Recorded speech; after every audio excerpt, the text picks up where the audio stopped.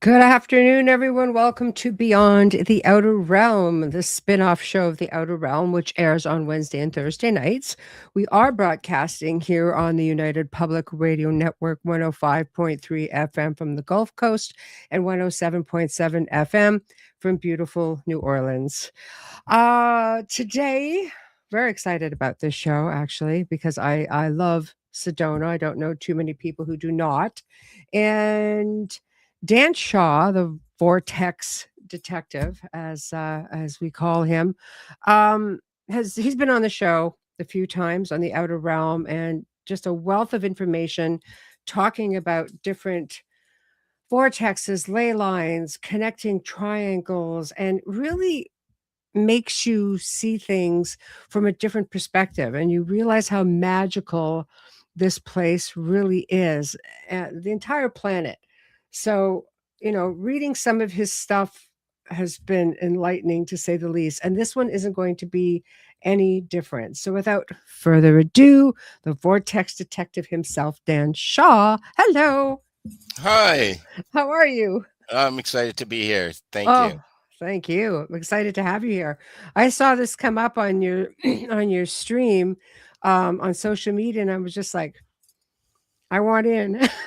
This is the best way to put it. So Right, but I think we should start by you telling us what you love about Sedona. What was your lived experience there? What happened? I've actually never been, but I'm a researcher by nature, and I've done so many shows on power spots. I've interviewed people who live there full time, the experiences they have.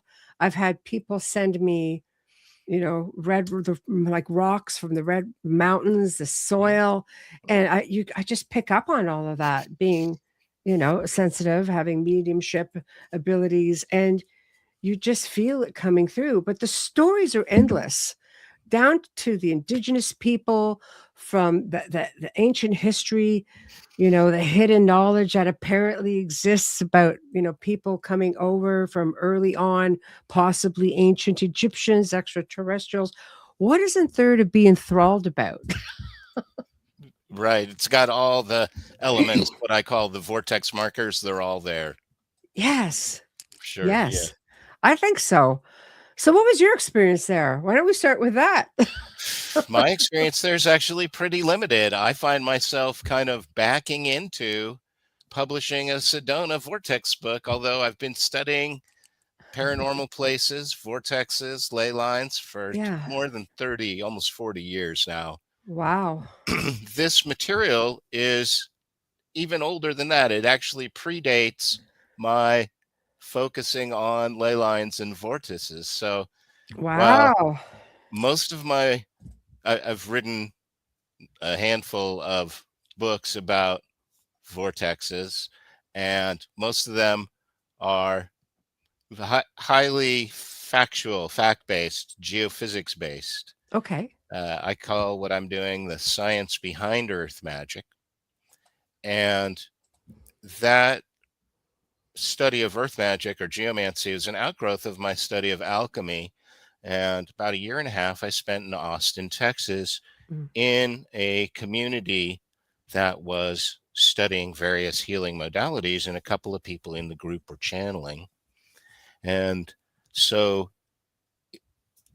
some 40 years later, I came across this manuscript, which I didn't quite realize I even had in my possession.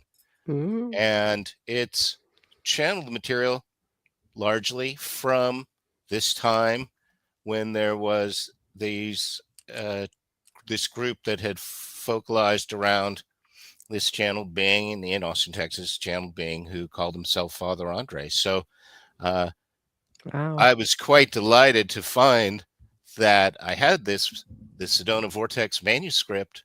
Yes. After all these years, it's quite a confluence of coming back together. It was because I had studied that time in Austin, Texas, studying alchemy, that I eventually came to study earth magic, earth mysteries. And however, back in the day, this was in the time right after the harmonic convergence. Mm. If you remember that global Yes, couple of yeah, days of global meditation back in '87, I believe it was. yeah, yes. Was this was after that, and I'd already left Austin, Texas, so I did not.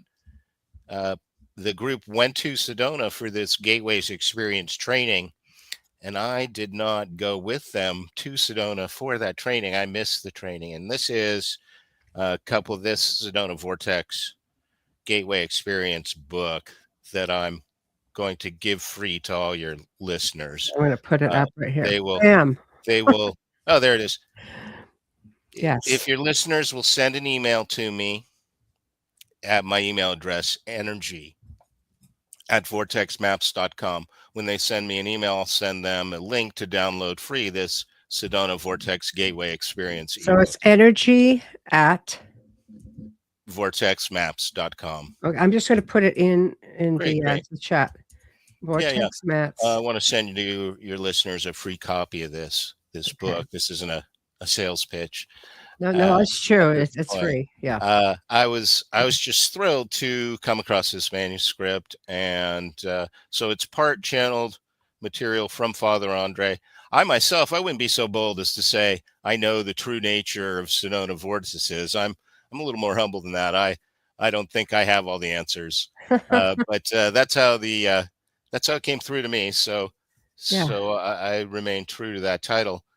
The material, the time I spent with this channeled being was profoundly impactful for me then and continues to be.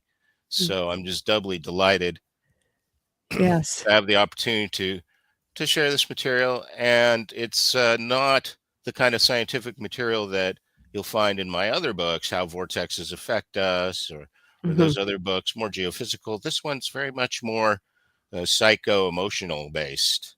Yes. So you had a Yeah. chance to look it over a little bit? Entirely. Oh, good, good, good.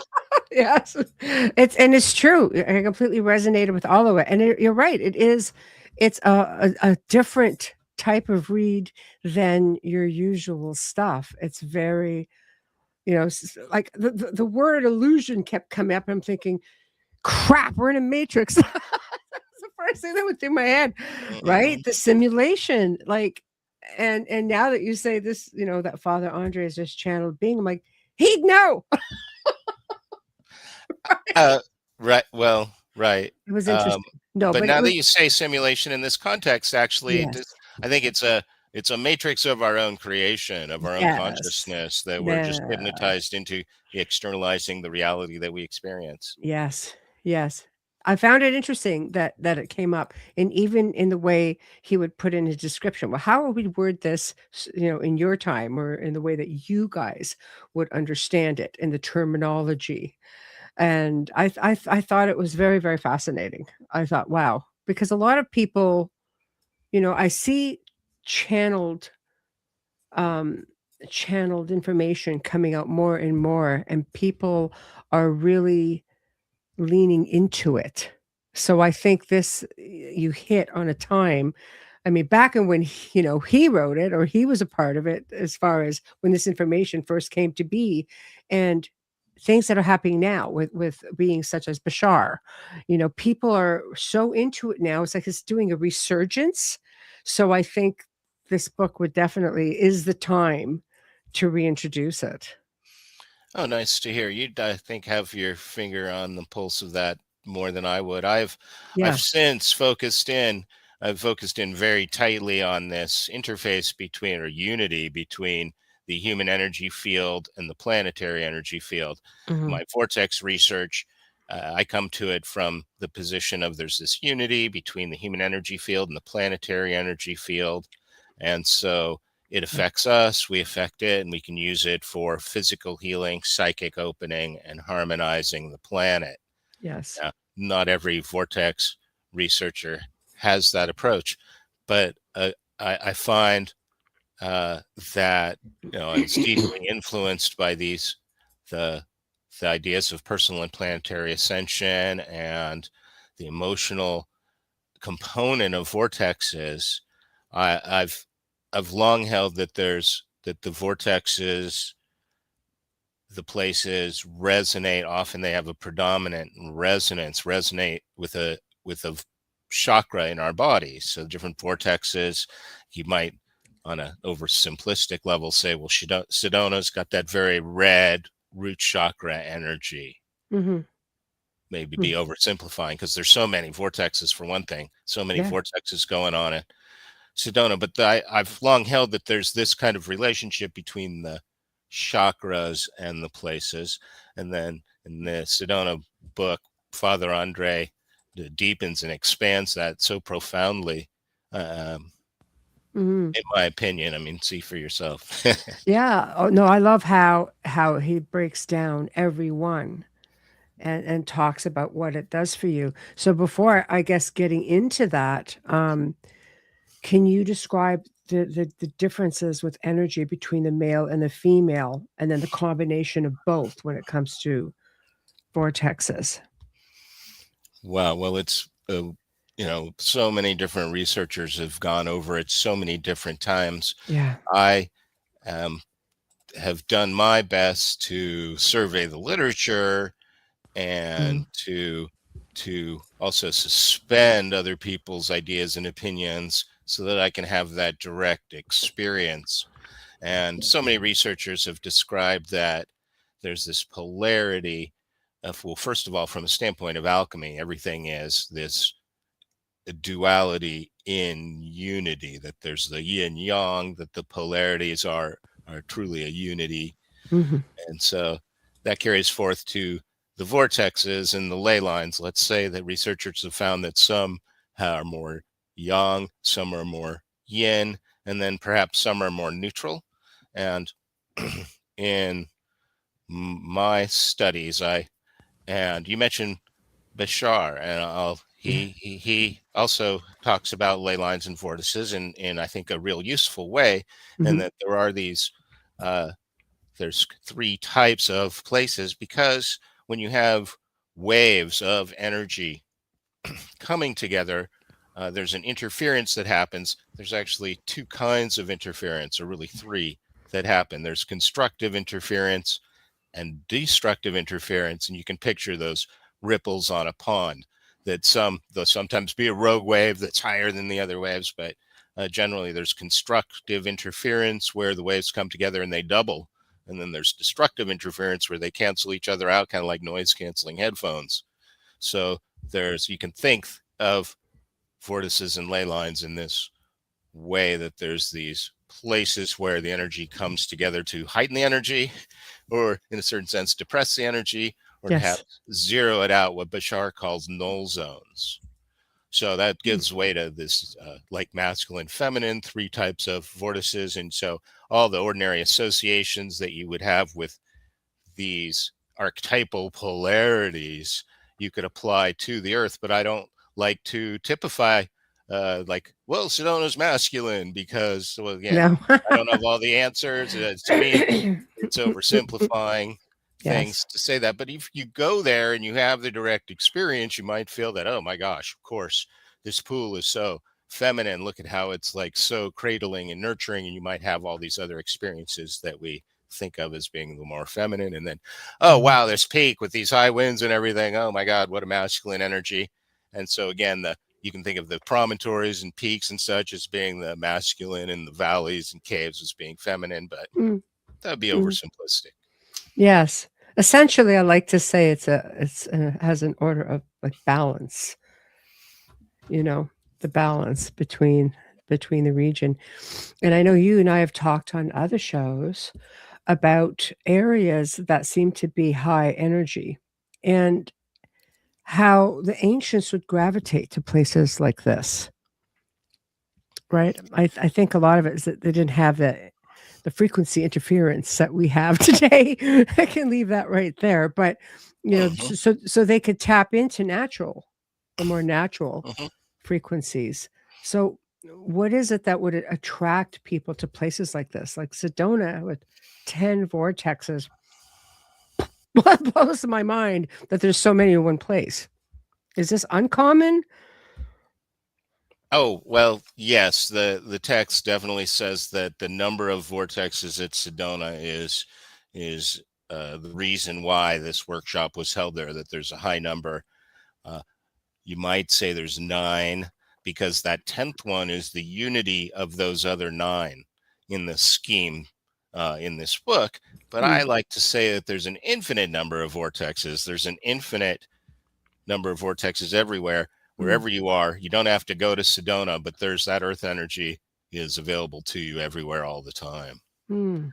But at Sedona, you could think of Sedona as being a place where a lot of energy lines come together, where the land forms, and the other, let's say, we're going to oversimplify a lot on this hour and a half, I guess. But That's okay. the there's, to my mind, the first place to look at what causes a vortex is the electromagnetic field.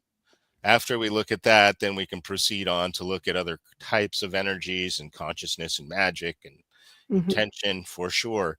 But we're gonna not to oversimplify, but that's where I start. It's a very rich field. We're going to look at the electromagnetism. So, wow, when we look at Sedona, it's got some incredible geophysics going on, electromagnetism, and there's the iron in the rocks and the changes in elevation and the creeks running through and how that affects the electrical ions in the air.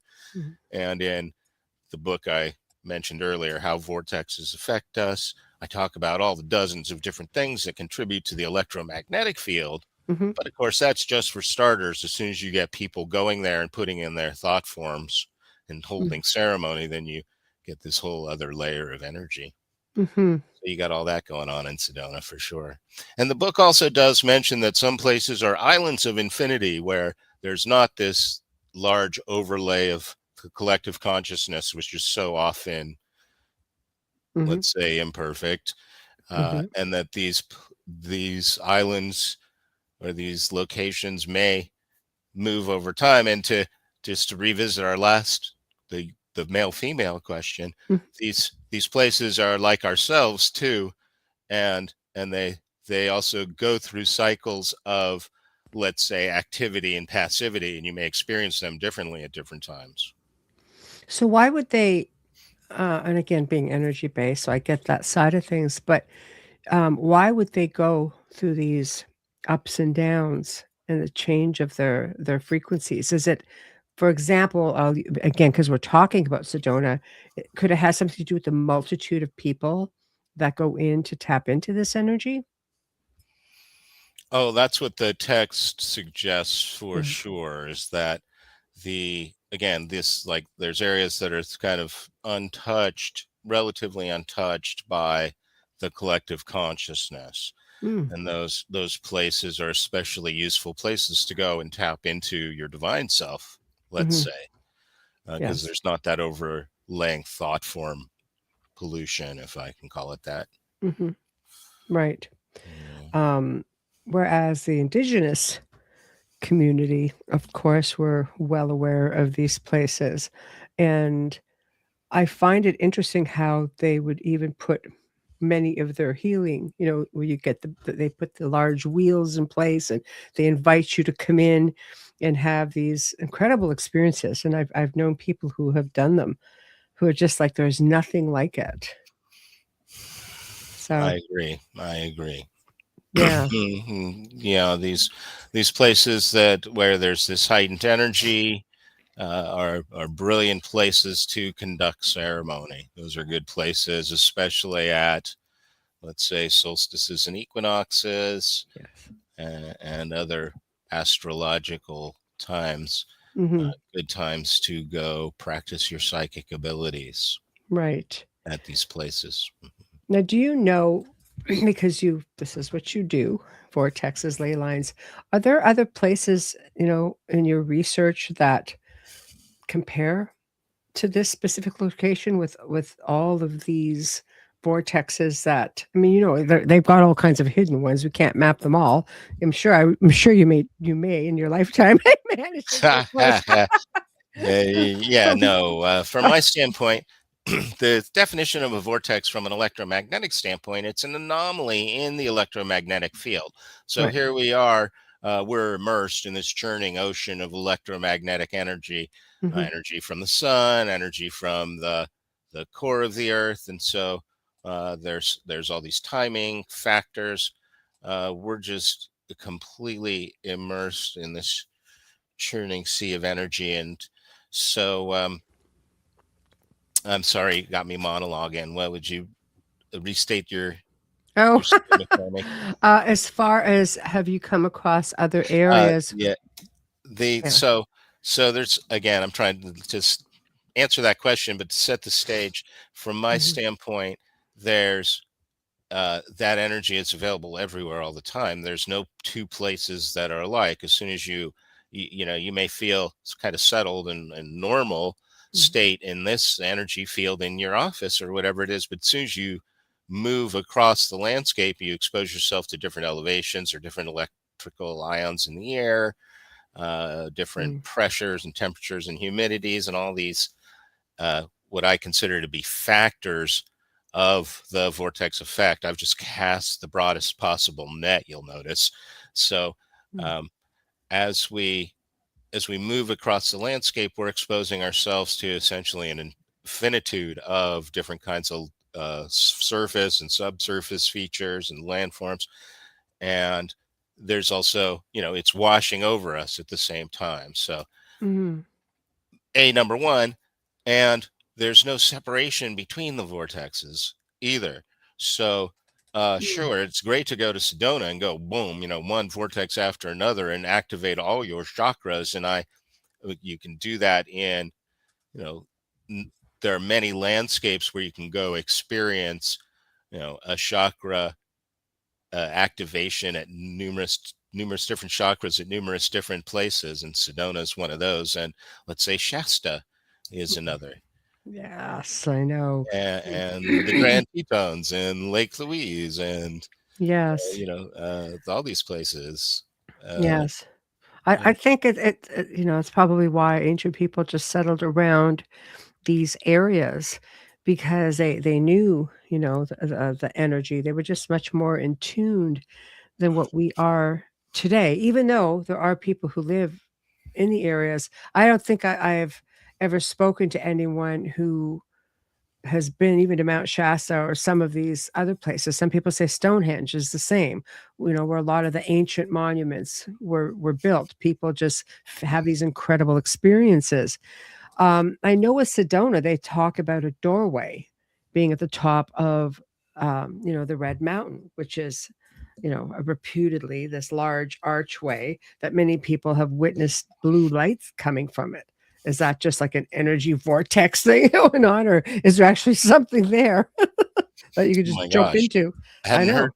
haven't heard of that, but that's Yeah. not surprising. In fact, it's kind of surprisingly common that Ah, people are reporting these orbs, blue yes. lights, Yes. plasma, Yes. every different Yes.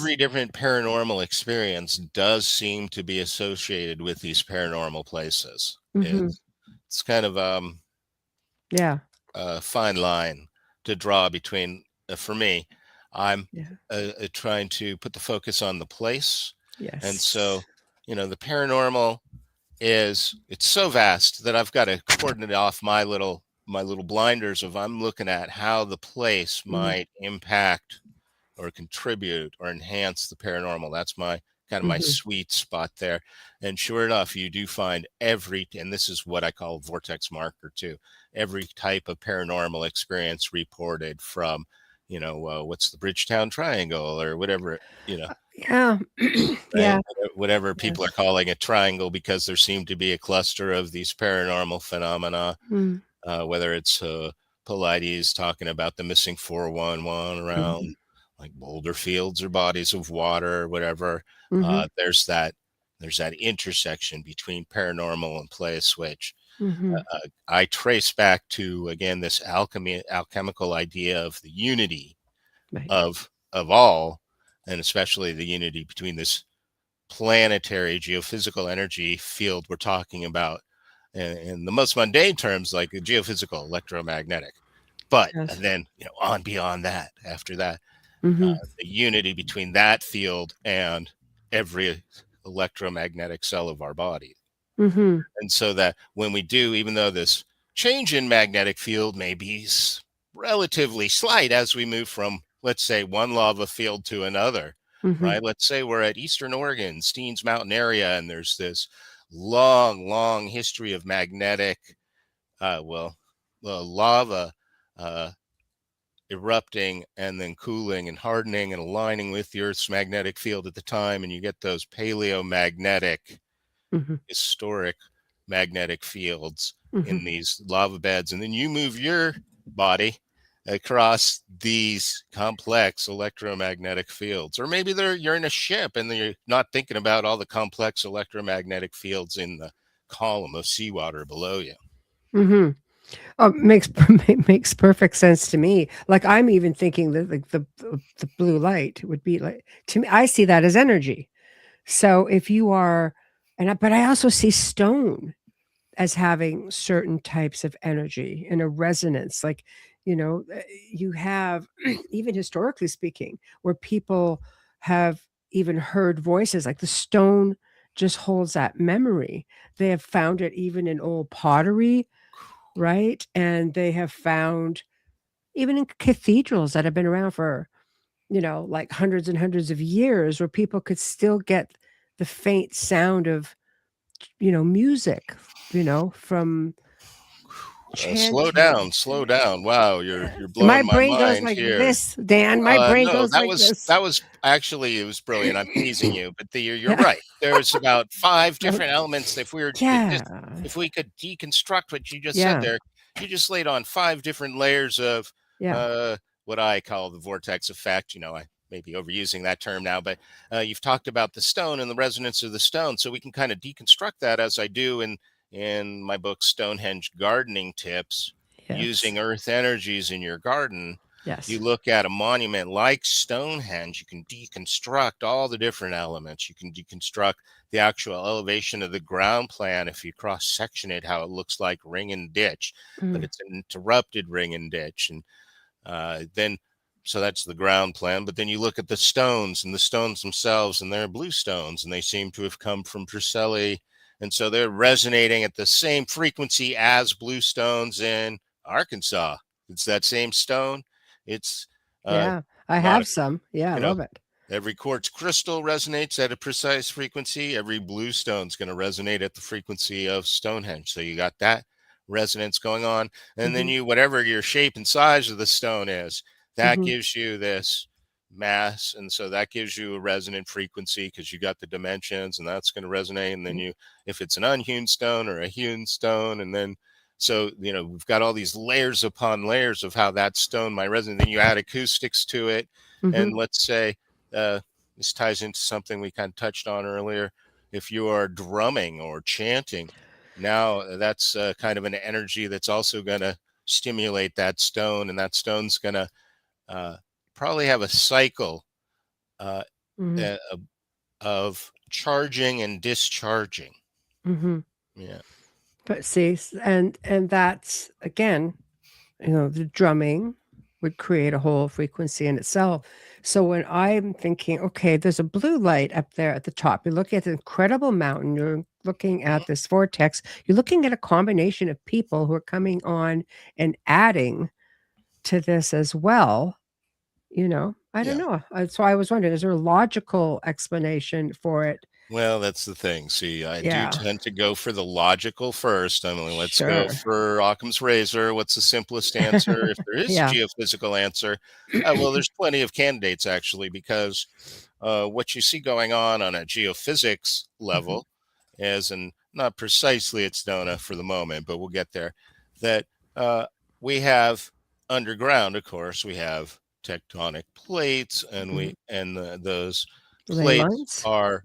are flexible and they're moving. And Mhm. well, we haven't got to, we'll get to ley lines, but just on Yes. a pure geophysical level now, Yes. you've Yes. got you got the tectonic plates, and then you've got other kinds of faults going on where plates are uh, forced up against each other in various ways. Okay, so all that's going on. So that the Earth is under that intense pressure, right? Mhm.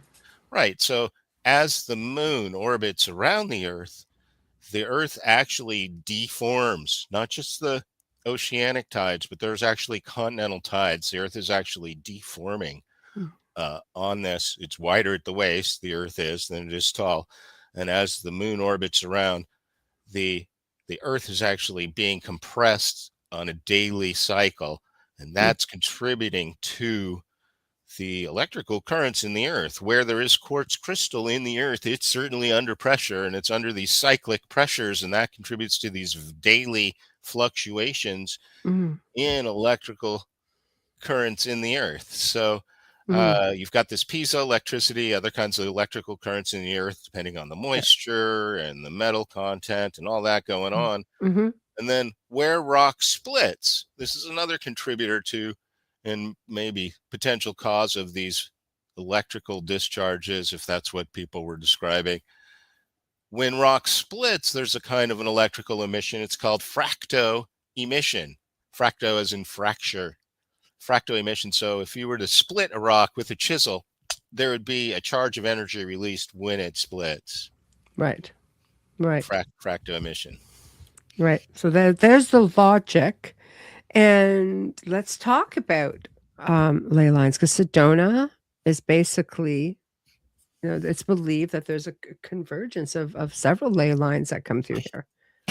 For sure. And you can actually see one of the patterns behind me here.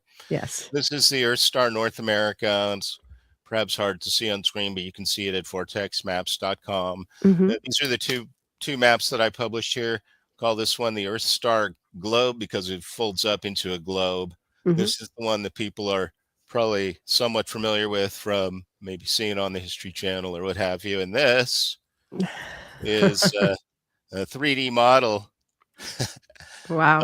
of the Earth grid, all done up with Ley tape. lines. So this would be the planetary pattern, and Wow. then everywhere as you zoom in. For instance, on Western North America, you might find other patterns such as this one around the Grand Tetons with these 19 points that include Sedona and Shasta.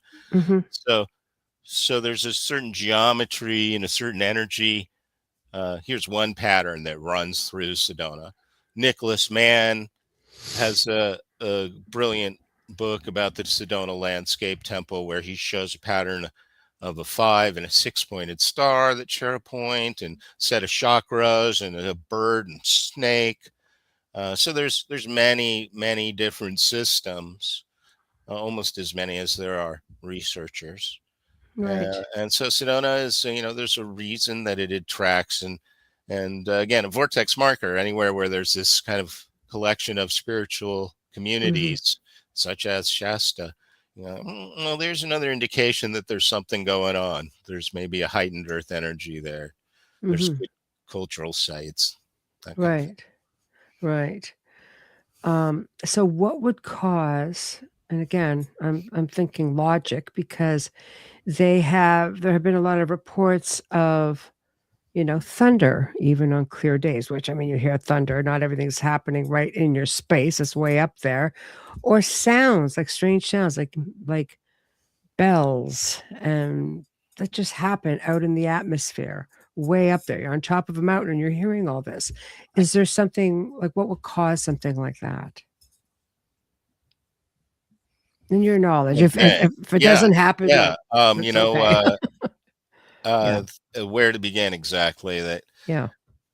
when people are having this paranormal experience of their place, that can take almost an infinitude of forms. And sometimes people are smelling cigars when they're out in an open field. That 100 years ago there was a saloon there, or something. Whatever the Yeah, yes, backstory yes, is. People yes. may be getting auditory experiences through the veil, let's say, of time Mm, and space, or they may get like the smell of the ocean mhm, when they're not at the shore. right. So it's kind of different for everybody, but Mhm, it's a deep and rich field when you start to talk about acoustics and how that ties into our experience of the place, and how, for example, I was talking earlier about places that can activate the different chakras, and you start to talk about acoustics, mhm. and now you're in something that is pretty hard science and provable in terms of, well, I can Yes. measure these frequencies, and the frequencies change from place to place, Mhm, and For me, one of the poster child for vortex is waterfall, because waterfall, you're getting a kind of a white noise, a very rich mix of frequencies from all the different sounds of the falling water. And then as you move around the waterfall, you change your location and orientation to it. You're going to change how the sound is coming to you through your ears. Each ear is slightly different. Mm-hmm. Maybe standing over a bridge of a creek is actually another lovely example, because as you change your connection, your unity with that surrounding acoustic field, wow, that's going to there's going to be these minute frequencies that create this beat frequency that's in the range of your brain frequencies and such, and you can just go. And then what about built monuments? So it's a real rich question Mm. that you're touching on. I go back to, for sound, I go back to, again, the mountains, stone, um, will will resonate. And if you have a lot of people doing ceremonial stuff around them, I would imagine that would explain away bells, like a residual sound, even in the paranormal, but also I think something that imprints, right? Yeah, well, for sure, we didn't quite finish out that earlier train of thought about all the Yeah. energies that get layered on the stone, but Hmm. uh, I don't consider myself particularly psychic, but Yes. I myself have had the experience of the landscape carrying physical and emotional energy where I can tell the story. Yes, of course. I was in Arizona, and there's this lovely, I think it's a state park, which is Walnut Canyon, where these cliff dwellings. Mm. And it's kind of like the Grand Canyon way. In fact, very much, because it's got all the same layers, the Kaibab layer and this and that, Hmm. smaller. Yeah. And it's got a bunch of wild herbs and medicinal herbs and native plants and such. And it's like the Grand Canyon in that there's signs that say going down is optional, coming out is mandatory. It's a very, very strenuous hike in and out, and I'm fit, so I'm not going to be scared to take a hike down Walnut Canyon, Hmm. for sure. And I'm entering native territory, so I'm being just as super, super mindful as I can. Hmm. Forget the exact reason that I've taken the insoles out of my shoes. I've got them in a different shoe or some such thing. So I'm walking kind of extra slow, mindful, just step by step, going in meditative, not just there for the tourism.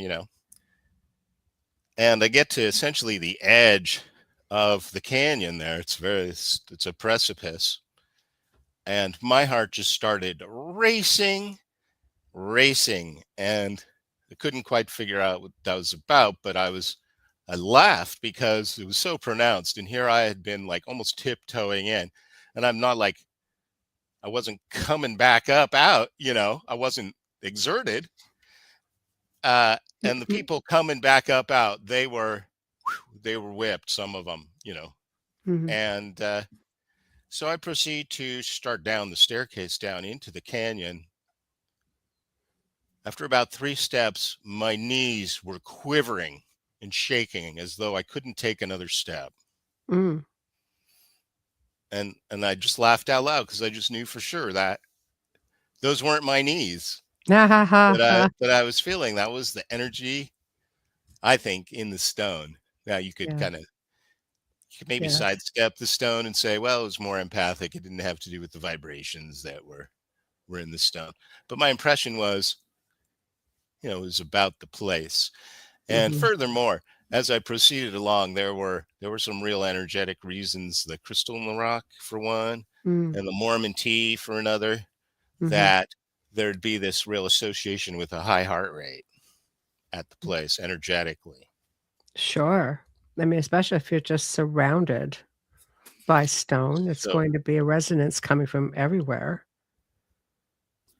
so there's a name for that memory in the stone, or being able to read that Mm. psychic ability to read the memory from the thing, of course, and Mm. that's called psychometry.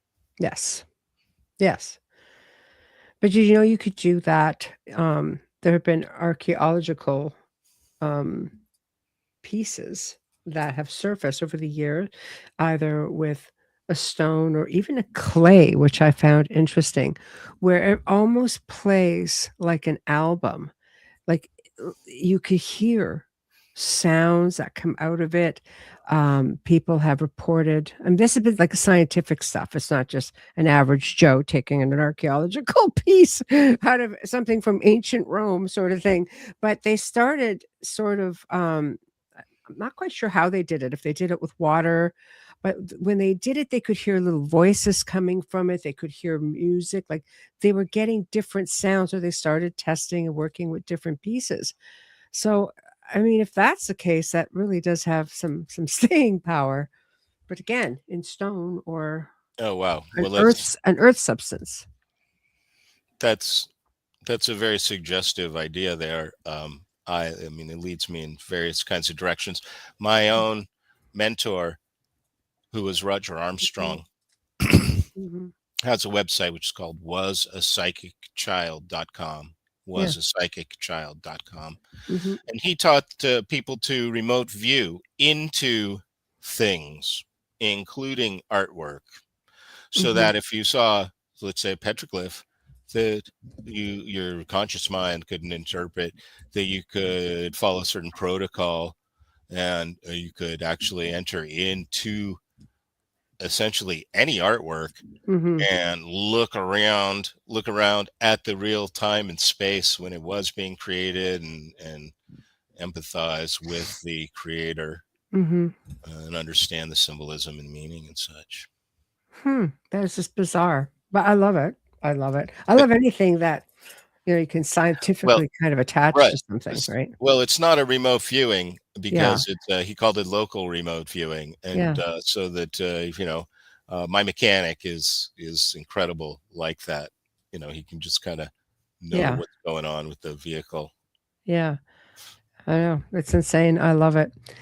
Um, so in the book, it talks about shattering the illusion of limitation. Yeah, for sure. Thanks for bringing us back to that. Yes. The purpose of my work Mhm, as the Vortex Detective is to really point back from this the paranormal places and the earth mysteries back mhm, to the principles of alchemy. There, mhm, geomancy is a subset of alchemy, so all the same rules and principles apply. mhm, So that what we're doing is with earth magic, hopefully, what we're doing is a kind of an alchemy. We're mhm, working to perfect ourselves, our physical bodies, and as you really see in the Sedona book, to perfect our emotional bodies as well. In mhm, fact, Father Andre taught about the four bodies: uh, the physical, mental, emotional, spiritual. So we're we ourselves are the great alchemical experiment in laboratory, and we're working to perfect ourselves mhm, towards our personal ascension. And the planet is also on its own ascension path mhm, and evolving its divine conscious being, and it's evolving towards its ascension as well. So our job hopefully is to act as midwives. We're facilitators mhm, of personal and planetary ascension, so that when you or your listeners go to a spot, let's say a park, it doesn't have to be a state park or a national park, could be just a pocket mm, park. mhm, You go to some place where you can connect with the earth. There's some plants, there's some animals. You can spend some time with a tree, however you do that, grounding, hug a whatever tree. Yeah. whatever it's going to be. Uh, Mhm, those those are opportunities to have that shamanic experience of unity with the place. It has the potential to heal us, and to harmonize and heal the planet as well. So uh, the place, just as much as time, mhm, place also gives us a more direct connection to the divine, which is of course available everywhere all the time. mhm, and relinquishing control. That Yeah. seems to be the big one. I was happy to see that sort of getting mentioned as well because of this ego, which is it's like that's I truly think is the imprisonment. When he speaks of imprisonment, it's just like Hmm. the ego that just keeps us from taking that step. Yeah, These this is a real clear, again, emotional approach. It involved rebirthing and deep tissue body work and dance and all manner of very physical approaches. Uh, this was the late 80s. There was a bit, wide, broad influence coming through that group in Austin, Texas, and Father Andre as well. So there was this kind of Earhart seminar training, kind of pounding and screaming, kind of, I imagine, going on. And there, Mm, I, I never experienced death myself. That's what I'm imagining. But mhm, the there's this profound uh, emphasis in the work on guilt and terror and how those are uh, limiting, controlling us, keeping us in the illusion, and then how our defense mechanisms against guilt and terror mm, are denial, withdrawal, self righteousness, and rebellion. And so then the emphasis turns towards ourselves on surrendering control, giving up these defense mechanisms, moving through our experience of guilt and terror, which keeps us limited, mhm. dropping the illusion of limitations, and physically ascending and becoming infinite. Well, I'm not one that believes a whole lot in coincidences. I'm a big believer more in synchronicities. And when, you know, ideally, like your book, this came up on my feed um, in and around the time that I had been reading a lot of articles on how, different frequencies out there keep us in these depressed states or anxious or fearful, and how these emotions keep us and draw us away from source, let's say. And this book talks about no, this is how we shed this, relinquishing the control. It has no place here. And in doing so, here's how you do it. And I'm thinking, brilliant. This is all falling into place in order. So I like that whole concept of letting go of the fear and all of those types of emotions. But there's again an ego that says, no, you can't gonna relinquish control. You're gonna hang on to everything. Like we hang on so tight. Why is it so difficult to just throw caution to the wind and say, I'm just gonna jump? Well, you've actually just hit the nail on the head, because it is the ego Mm, that identifies as separate from the divine, mhm.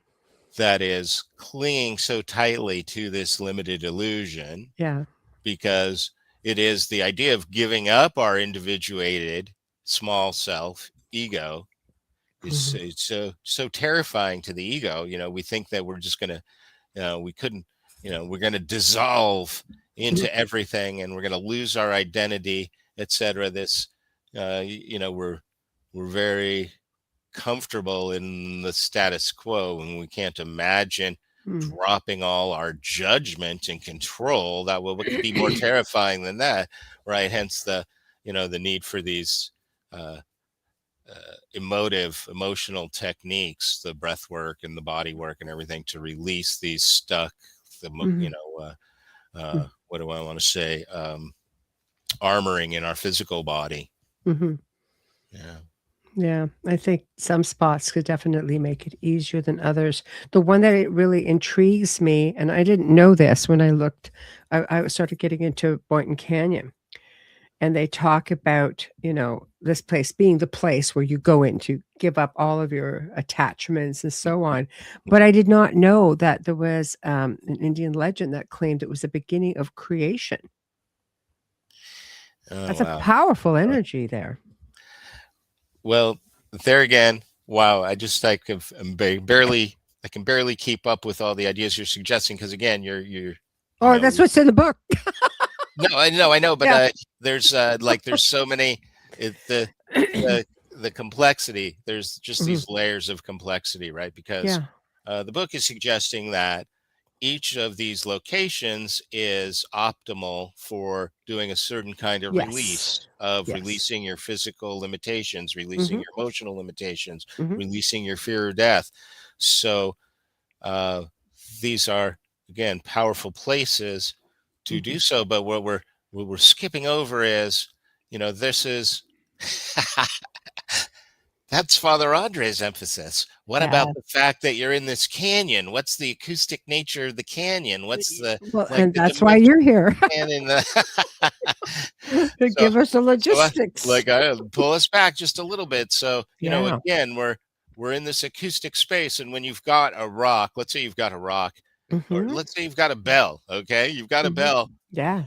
You haven't hammered it. It's not vibrating in that sense. It's still Yes. vibrating. It still Mhm. has its certain mass and shape, and it's vibrating whether you can Mhm. hear it or not. And it's Mhm. the same with this room or any room that you're in. There's Mhm. something called room noise. And if I'm filming for Hollywood and we're doing dialogue, I need to make sure, shh, everybody quiet. Let's get a minute of room sound, room level Yes. noise. Yeah, Mhm. because if I'm going to cut that, I need some silence to cut in later. Silence is never really silent. Mhm. So the acoustic space that you're in, that's going to generate a frequency. And maybe Mhm. it's one that you can hear and it's in the audible range, or maybe Mhm. it's not. Mhm. Um, there are other creatures, for example, elephants have these specialized cells in their feet where they can feel earthquakes.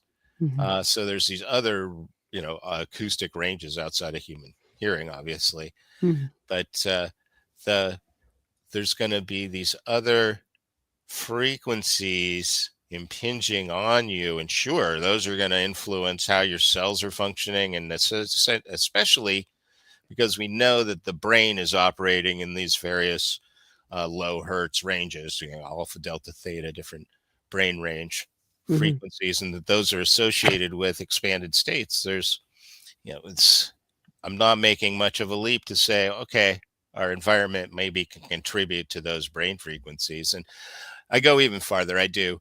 And again, I like to try and separate like what vortex researchers think from what I think and take ownership of what I think, but also Mhm. try to represent what the research is saying And that's broadly. why I love having you So, on. well, thanks. So, but Yeah. which is all just prologue for me saying that uh, I've got a little article on my website called Geometry of Consciousness, where I specifically say, hey, when you go out into the forest, you're looking at plants. Those plants are all growing in these fractal and geometric harmonic proportions. Those are going to harmonize your brain waves. Just Mhm. visually looking at nature with its fractal geometry, clouds, whatever it might be, Mhm. that's going to harmonize your brain waves. So I really am really digging uh, a deep trench, like well into the metaphysical, well below this kind of electromagnetic Mhm. inquiry into what is causing the paranormal and experience at places. Mhm. Well, I believe energy has a way of imprinting. If, let's say, just because we started with Boynton Canyon, if, let's say, it claims that as per our Native American community there, that this was the beginning of creation, right? We can look at things like, and Wayne's comment here made a lot of sense. I've talked about this before. The energy that is present when a soul leaves the physical body is powerful. Therefore, it offer that impact of the release, just the release alone of that energy from, within the physical realm, I would imagine could be felt if you're going back to the time of creation. And you just look at all of the wars that have happened against our indigenous within the Midwest and the West and so on. Would that not leave one heck of an imprint in energy, being especially within canyons and mountains and the soil, everything. So we would pick that up thousands of years later, hundreds for sure. Well, you just glanced on something that is kind of my sweet spot. Okay, yay, Everything you let's go. in everything you said there, and like that was deep and wide, but Yeah. there's one sweet spot for me. So let's see if we can kind of hit it on all cylinders there. Okay. So totally agree Mhm. that the most powerful vortex is our own heart. That the earth is going to remember all my negative thought forms. I'm sorry, apologize, but it's also going to remember all my love. And so that when we go to these places Mhm. and we do ceremony and we chant and we drum and dance and we have gratitude, whether it's a pocket park or a cathedral, we're putting our love back into the system. That's incredibly healing for the whole system. Mm. So that soul energy, I'm going to frame the question a little broader Okay. and say, because we're coming from the standpoint of alchemy, there is no separation, there's no space, there's no distance between you and I. We're totally the same being. Mm. And there's no time either, because what is time except the distance between events? So of course, that time and space, that's part of the illusion of limitation that we're seeking to drop when we ascend and go into that infinite Mm-hmm. experience. When we do, we'll be able to look around in all space and all time. Right. Correct. We are one. Right? Let's We go. are one. There we go. Absolutely. And everything is done with a mere thought. Not so much that, all right, I'm a traveling, I'm gone and it's going. you know, it's just like a mere thought. So Yeah. a lot of energy work gets done that way with a mere thought.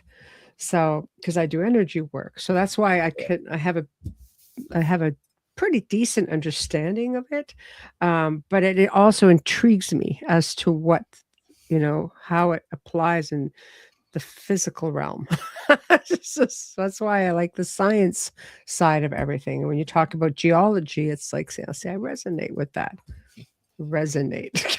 But anyway, um, giving up our attachments. That's, letting go of our perceptions. I like how everything is a perception. I like how it's all worded. Yeah. Again, I'm kind of chuckling to myself because this, having published this book now, Yes. it does draw me back to these days in the 80s when I was really intensively doing all this work about, like, Pyramid power. uh well, a Yeah. little bit of that, but no, more Yeah. like that. First of all, I was young back then and super immature. Yeah. You know, Yeah. I've matured a little bit, Yeah. I hope, but back then, super immature. Yes. And so this was the wake up call. I mean, I had the moment, and this might be the moment for some of our listeners, but when they realize my revelation was, oh my God, forgive me for saying that. My every thought is a judgment. Basically, there's affirmations or the positive statement, the negative statement we think of as a release statement. My Mm. release statement was like, I my every thought is a judgment. My life depends on having judgment. Hmm. If I surrendered my judgment, I would die. Those kinds of self-limiting thoughts. Now then you can reframe that into, the only judgment is divine judgment, or Mm. there's ways of reframing it into a positive affirmation. Not coincidentally, Daniel means that God is my judge. Ah. So So, the mm. there's a super deep emotional component to our own personal ascension. And so this teacher, Father Andre, had a had a deep focus on releasing our limited perception, and that Mm. we're all hypnotized. We're just all hypnotized. We're So sleepwalking. so you want to choose the best programming you can, and you Yeah. continue to ask yourself, what is the highest truth?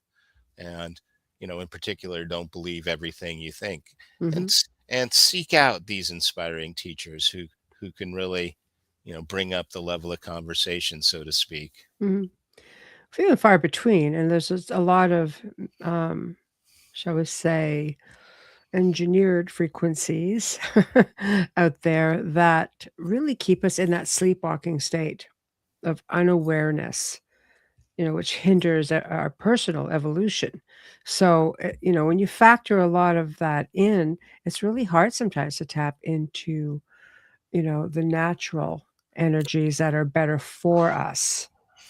Precisely right, and you mentioned that earlier as well, and I would Yeah. underline that we talk about these natural environments that have Yes. healing frequencies. Yes. And we talk about built environments, the cathedrals and such, that are built in harmonic proportions that have Yes. healing frequencies. But Mhm. unfortunately, the opposite is also true, that anything that can heal can kill anything that Mm. has any energy at all. So that when Mhm. you do go into a place, let's say, whether it's you're going in like, I'm going to a vortex, or I'm going Mhm. to, I don't care, the DMV, or whatever it is, Yes. that if you're self-aware, you should be self-aware that if you start to feel in a certain way, nauseous or whatever it might be for you, Mhm.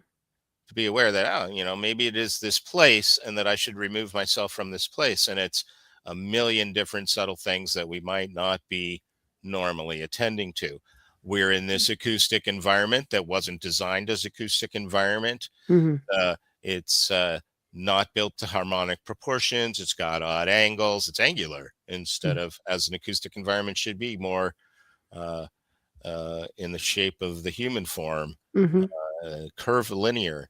And then there's the things that are vibrating in the environment, or perhaps the lighting is flickering at a certain frequency, and Mhm. then Mhm. we're exposed to certain music in the environment, maybe against our will, as we go out in public. And that music is not only composed as what it is, but of course, there's that deeper level of that it's tuned to that equal temperament that we're using today and such. So there's that deeper level of the hertz frequencies of the sounds and such. So Mhm.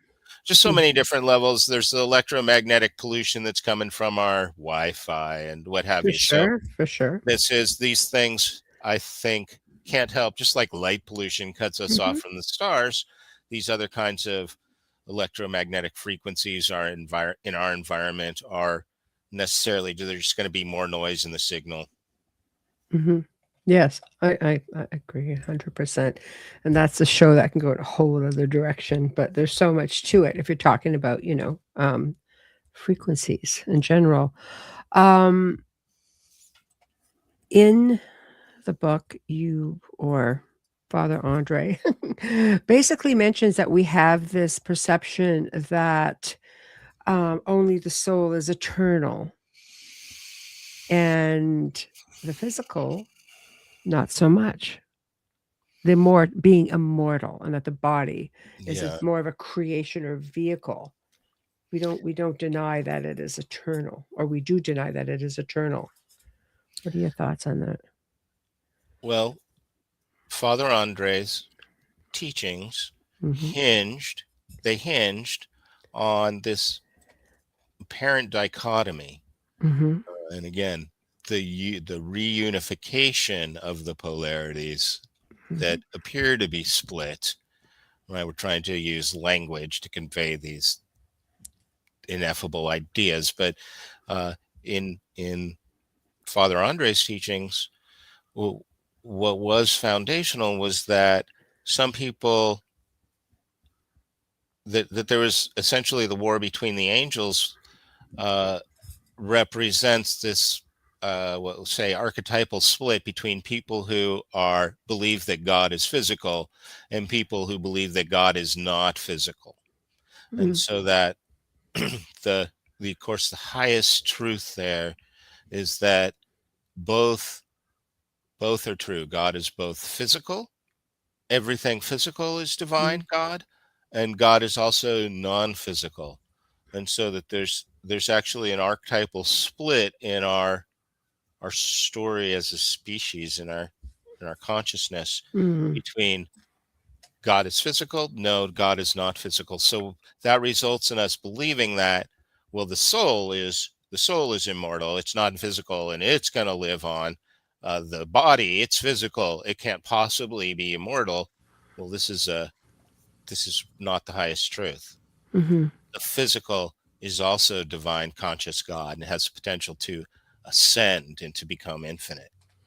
I guess you see it with Enoch, right? Exactly right. Yeah, and Sure. I think it was offered to what, Ezekiel. So if you're getting into that side of thing, Jesus himself, Mhm. if Of you're getting course. into that, all of that. So, Mhm. but but does that fall into a little bit about trying to manifest this for ourselves? Removing barriers, revealing ourselves, and getting into this total manifestation. That's hard. People are like, "Oh, yeah, you can just manifest anything. I want $1 million in a house by the ocean. Is that gonna happen if I manifest it?" I don't think so. So there seem to be, barriers in there somewhere, rules. Our limited perception, and I'm, guilty, guilty. Yes, same. Yes. So the art of manifestation and removing different barriers, or having the illusion that we can't actually manifest the things that we need, just to exist in this place, or, you know. Right. So there are these are important ideas for me, Yes. and in practice on the ground, what can I do? Can I read this book and apply this to my own life wherever I am, even if I'm across the world from Sedona? And the Mhm. answer is yes. The book has a number of techniques mentioned, at least. Psychokinesiology or muscle testing is one. It's similar to dowsing, but using the muscles to test on truth of certain, not just physical, but also emotional statements that you might make. Father Andre, at each of the locations, each of the 9, because the 10th one is all combined, he leads the group at the time through different practices. One that I found particularly engaging in hindsight was that he had a drummer stand at one point, one vortex, as the group stood at another, so that the acoustic sound, the drum was carrying from one point to the other. Hmm. From masculine to feminine, if I recall rightly. Hmm. So there's that. There's also the um, affirmations. There's a number of those affirmations in the book, and you know, uh, can't recommend that highly enough. That Yeah. your listeners work with journaling and affirmations, and releasing those limiting negative statements that you've been programmed with. Uh, then that's often like, there's no free lunch, right? Whatever that is, you write that in there, your release statement, and then you work to reverse or invert that. And I think here of the tarot card of the hanged man, Yeah. inversion. Mhm. There's this idea, what's the polarity, and take that release statement and invert it in the highest truth. And what's the affirmation that, and now I have to give the example, right? So the opposite of no free lunch would be something like, Abundance. the universe is just infinitely abundance, and all I have to do is surrender and receive, and so be it. Yes. And you work Yes. with that, and variations of so that journaling and affirmation work, that's another technique there. And there's different techniques suggested at each of the places, and so the reader might just apply that to their own situation. Mhm. It's almost like, he's inadvertently giving you hints and trying to teach you on how to break away from traditional conditionings or standard conditionings of society, that have been instilled onto us to put you in this. I just say it, it's okay to be logical, but there are teachings, within our education, within our faiths, within everything. Some have it more together than others, like, but it just seems to be more like bop, bop, bop. Just this is the way it is, like this. But you're coming in there's like, no, no, no, no. Just push that aside and open yourselves up and reach within, and anything is possible. For sure. And I should say that Father Andre himself said that Jesus was his teacher. So Yeah, it's, yeah. Yeah, like, absolutely. I'm not that's why I said some have it more together than others. oh, just to say, like, Yeah. it's the same Yeah. lineage, in terms Yeah. of, uh, the works that I do, you shall do greater, Yes. is that Jesus is showing us the way towards our own ascension. Yes. But he also says, look within. The Look, kingdom of God is within you. So that's reach right. within. The I am that I am. Yes, all of that. So Yeah. are we just looking in the wrong place? Like you say, we seem to have been taught look up for one thing, look down for another, whereas really it's within. We're the vortex, right? That too. That's Thanks for drawing that connection there, right? For all those I who am may be watching. Yeah, the Egyptian Book of the Dead and yeah, the Tibetan Book of the Dead yeah. have a number of things in common, as different as they are. And one of those things is that when you arrive on the other side of the veil after death, Mhm, uh, you you have essentially one choice or mm, two choices, because one is to arrive and say, I am Ra. mhm, I am, I and the Father are one, or mhm, to deny that, in which case things don't work out well in the afterlife. So you have to step in with, I am that I am, mhm, into the mm. afterlife. And so the but I love the parallel that, I am the vortex. I am the vortex. I am.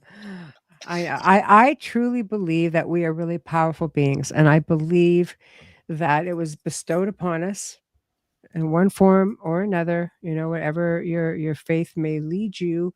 I think if it offers something, very positive, then that's wonderful. Like I said, some closer than others, and but logically speaking, you know, even Princeton University just released something about frequency within ourselves and how we are energy and we emit this frequency. So we're definitely that.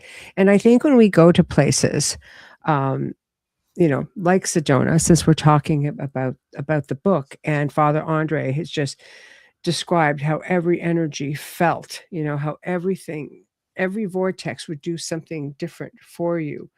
And I think we can easily meld into these energies. And I think it's great that there are ways that he's teaching you how to do this in the book and that you're bringing it back to light. And there's just some people though that it's like they just don't recognize that connection. I mean, there's people who could go. I've gone with people to incredible places. Like, I don't feel anything. It's like, how? How do you not feel this? This place is incredible. Oh, that's funny. Yeah, for sure. We have to let people have their own experience of the place, Yeah. which may be no Mhm. experience at all. Yeah. But Kind of happens. so, so, um, I suppose I should have asked this at the beginning. Who exactly was Father Andre? yeah, I do in the well. First of all, let me say this before we go there. Hmm. The I would not have released this book, Hmm. and this information, unless I thought that it was going to be useful for people. It's not just about Sedona, just like the Stonehenge book, Stonehenge Gardening Tips. It's not just about Stonehenge. Stonehenge is kind of the poster child for all ancient monuments. Yes. Sedona is the poster child for all vortexes. So you'll be able to generalize this information Hmm. broadly to any vortex or place that you're Yes. visiting and doing ceremony. Hmm. So firstly, that. Now, secondly, this is again, it's a lengthy backstory about how I ended up, which I won't go into. I'll give you the abridged version, but I ended up in Austin, Texas, at an opportune moment to be, I don't want to say inducted, but to join this healing group in Austin, Texas. And there was this beautiful woman who'd been a model named Karen, who went into channeling and eventually eyes open conscious channeling of this being called Father Andre. Now, this being didn't identify who he was. He was pretty cagey, but he Hmm. did say in his last lifetime he had been a monk in a Carmelite abbey, and that he had struggled with his own limitations, kneeling on hard monastic floors and whatever else, and spending too much time drinking wine and all the human frailties and foibles. But he did eventually achieve physical immortality. He lived 300 years and eventually achieved his ascension.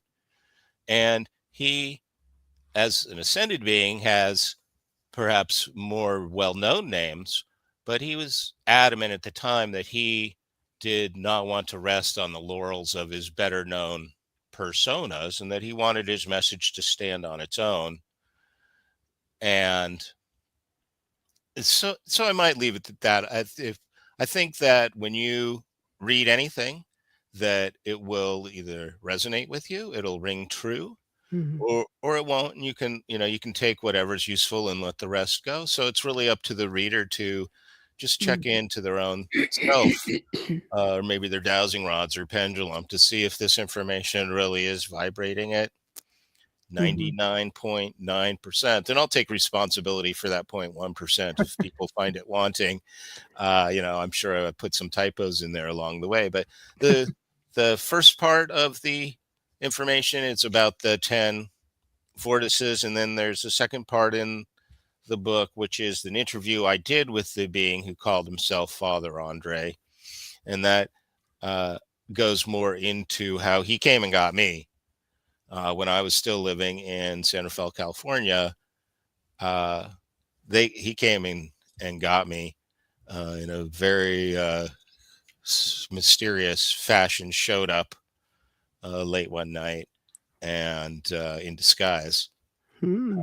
And so it's a longer story, but Yeah. I that was the beginning of the sequence of events that led me to Austin to study with this ascended master for about a year and a half, and to this day is still the most inspiring speaker, the most inspiring material I've ever heard.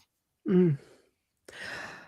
I agree. It really was a super interesting read. It was definitely enlightening, and it just again, it resonates because it's just stuff that I pick up on, not just again, like I've never been to Sedona, but just in touching. That's why I like rocks.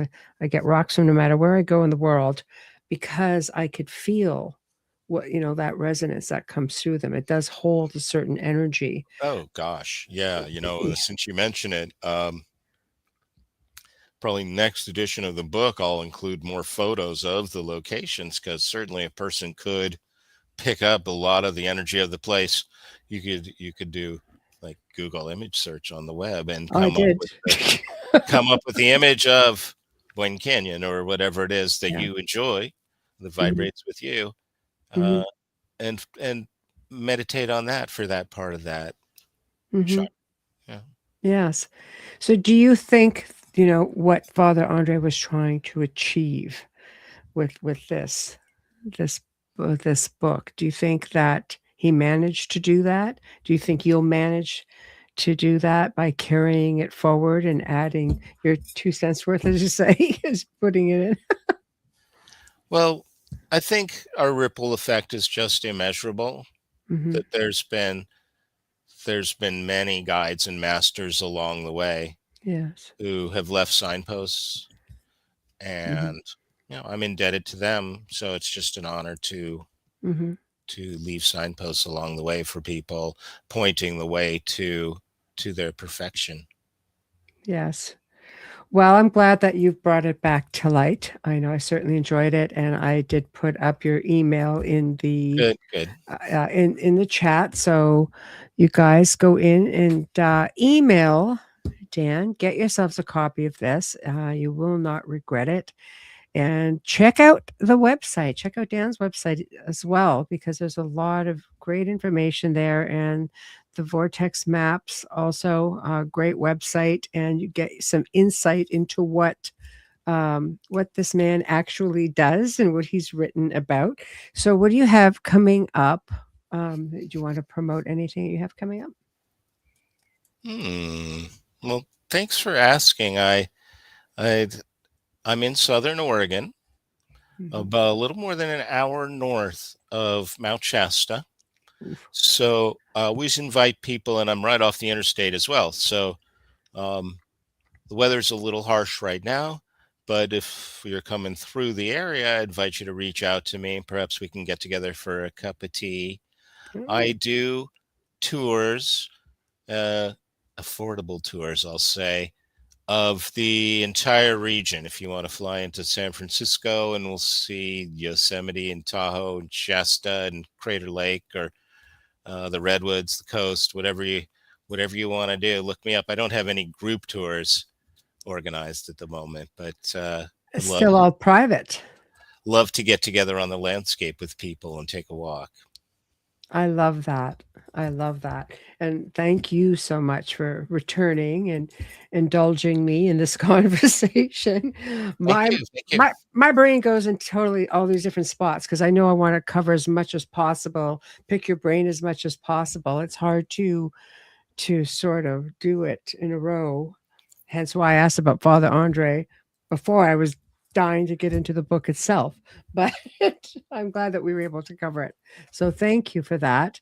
And thanks to everybody in the chat room. You guys are always really awesome. Thank you. Um, Wednesday night, Samuel Chong returns. You've guys have seen him on the Outer Realm before. We're going to be getting into Michel Desmarquet's book again. We're revisiting and I never say this right. He's going to come on and do it for us. But the Theoba prophecy, a true story. Do you know it? I'm familiar. Do you know how to say it? 'Cause I don't. Can't be confident. Theuba? That sounds good. Does it? Okay, I'm going to go with that. I'm just It's going to say it. mysterious stuff. I'll have to tune in. Yeah, you know what? He actually translated the book to English, and he's been doing the circuit for a long time. Kidding. And I'm a little more versed in it, now than when we first talked, back a couple of years ago. But it is a true story of travel through time and space to the golden planet, to which he translated.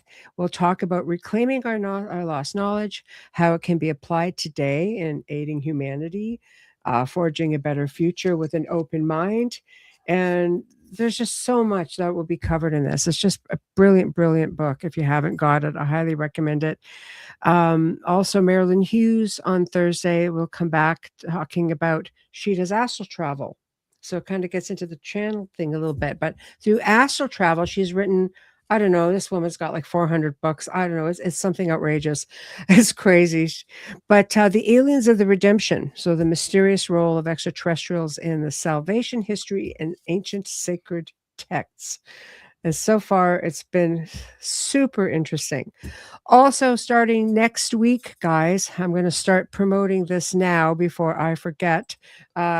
Thursday night shows moving forward as of next week will all be at 8 p.m.